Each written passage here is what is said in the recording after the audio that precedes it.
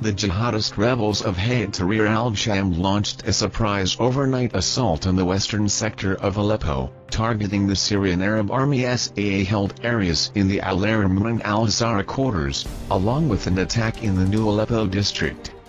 Hayat Tahrir al-Sham began the assault by launching a barrage of missiles and mortar shells towards the government areas in West Aleppo.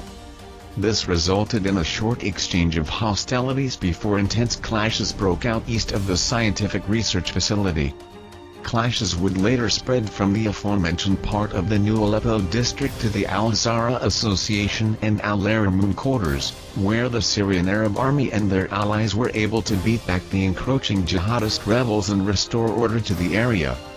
Since the call to prayer this morning, the city of Aleppo has experienced relative calm after nearly 3 hours of intense fighting between the jihadist rebels and Syrian military overnight. The Syrian Arab Army SAA has been advancing through several kilometers of desert terrain recently, placing them in prime position to reach the provincial capital of Deir ez-Zor by the end of September.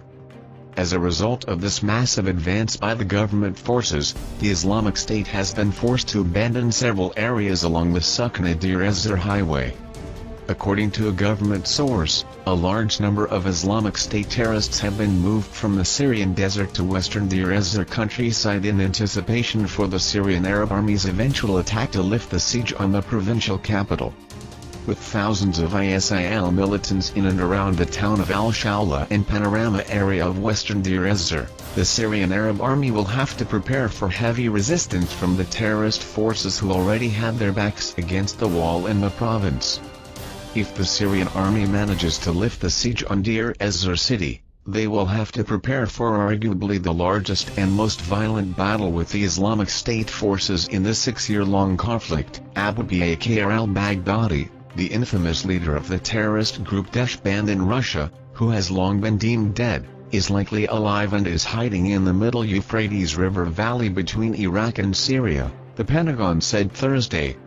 Combined Joint Task Force Chief General Stephen Townsend told reporters from Baghdad that the Daesh leader may be somewhere in the middle Euphrates River valley between Iraq and Syria, but indicated that the fact is yet to be proved. That's just an educated guess made after doing this for a year and scratching off the list of places al-Baghdadi has not been found. He's not in Mosul, he is not in Tal Afar, he is not in Raqqa. Townsend explained there were indicators in intelligence that al-Baghdadi is alive and that coalition forces are looking for him. The whereabouts of the Daesh top militant have been unknown for a quite long time. The Russian Defense Ministry in June said Baghdadi had been likely eliminated as a result of a Russian aerospace forces strike in Raqqa in late May. It noted that it was in the process of confirming the information through various channels. Syria's Al-Syrian news broadcaster also reported earlier in the summer that Daesh confirmed Baghdadi's death.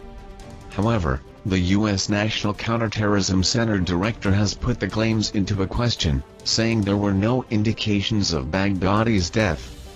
Al-Baghdadi appeared in the media for the first time in 2014 when he declared the creation of a caliphate in the Middle East. Since then, the media several times reported about the death of Daesh leader, though the information has never been confirmed.